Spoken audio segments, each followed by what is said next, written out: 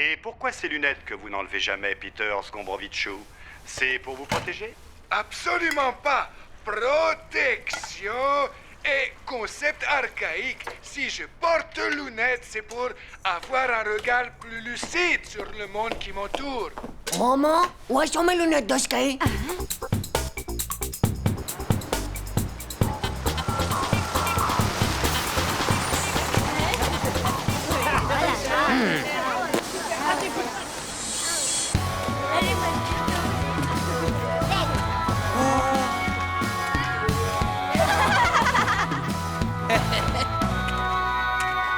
Ah waouh, Titeuf, oh, c'est pas l'été encore. Et puis t'as oublié tes palmes et quand tu bats, mon vieux. Microbe ignorantus. Wow, hey Titeuf, t'es déguisé en Dracula là ou quoi? Ça doit sûrement être Dracula si c'est les Mozart ou bien Belphégor à la montagne en train de faire du ski.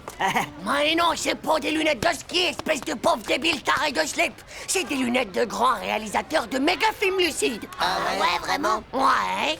Même que ça fait que tu vois tout le monde qui t'entoure encore plus lucide. D'accord, mais... Et pourquoi t'en portes alors? Parce que je vais faire des films, tiens. Comme Peter Sgombrovichou. Tu rigoles?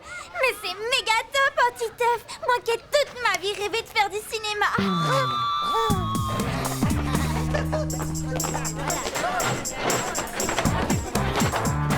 Titeuf!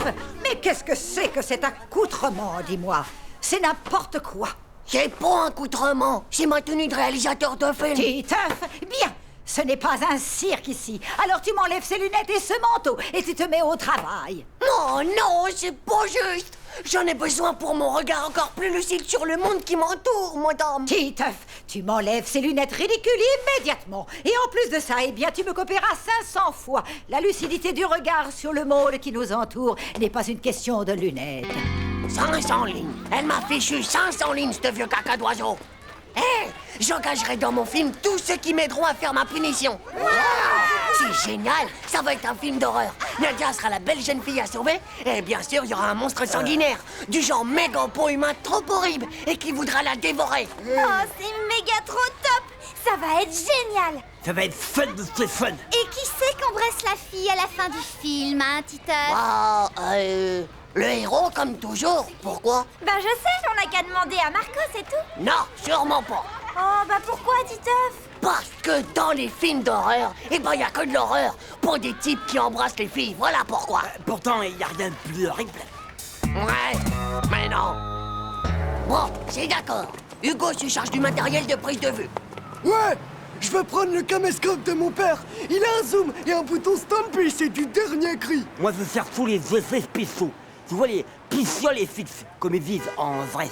D'accord, mais à part ça, ça va raconter quoi, le film? On s'en occupe ce soir avec Manu, hein, Manu?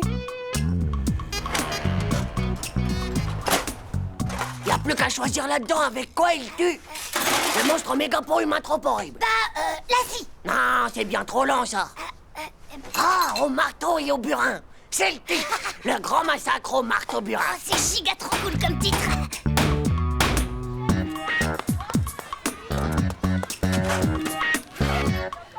Voilà la chose. Quoi, Hugo? C'est ça ton caméscope dernier cri? J'y crois pas, mais il date de Mamoujalem. Ouais, peut-être, mais il fait la touche Stampy quand même. Et il fait aussi les ralentis pour les suspens. Par contre, il faut que je trouve comment ça marche. Et moi, j'ai les spéciales et fixes. Hé, salut les gars. Alors, l'histoire, qu'est-ce que c'est? Ah, c'est un gigame. Dis rien, Manu, c'est moi le réalisateur. Alors c'est moi qui raconte. Ça s'appelle Le Grand Massacre au Marteau Burin. D'abord, un bon burin. Et ensuite, un méga coup hyper violent sur le burin par le marteau. Le bruit est tellement perçant. Le sang gicle de partout. Le monstre a le visage complètement aspergé. Il vient de faire sa première victime, dont le visage perd soudain toute coloration de la vie. Après, il se met à la recherche d'une autre victime. Mais cette fois, une plus belle. Mais plus rapide aussi. Heureusement, la belle a beaucoup d'amis. Et bien sûr, il y a un héros courageux, rusé, habile, fort et beau, qui vaincra le monstre sanguinaire. Et l'enfermera dans les toilettes de l'école, en attendant la police.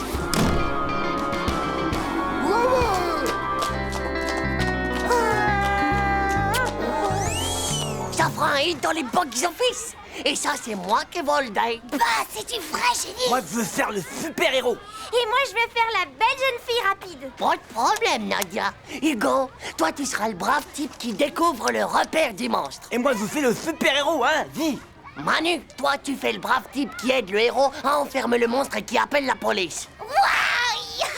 Et moi, je ferai le super-héros qui enferme le monstre dans les toilettes. Hé, ça va pas. Je suis pas d'accord. Tu peux pas être le héros, c'est pas possible.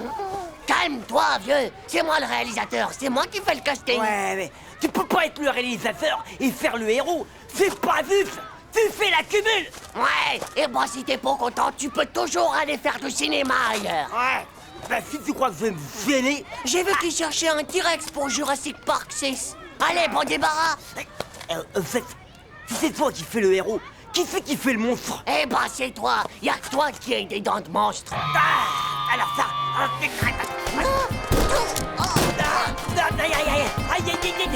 Non, pas film. Eh, fais voir les gars, ça marche.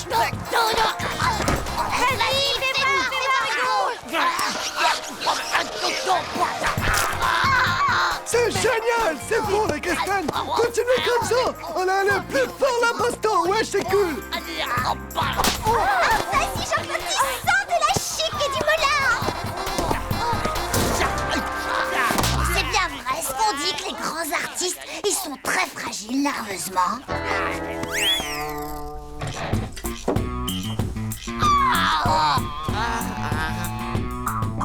Bon, allez, à tout à l'heure, les enfants. Les vedettes. Bah, et Titeuf, c'est génial, tu vas être super content. On va changer juste un peu le scénario, hein. Au lieu de faire un film d'horreur, on fait un reportage sur la violence à l'école. Et même que la maîtresse, elle nous aide. Et en plus, tu vas rire. On a notre première séquence. Et devine quoi, c'est toi la star.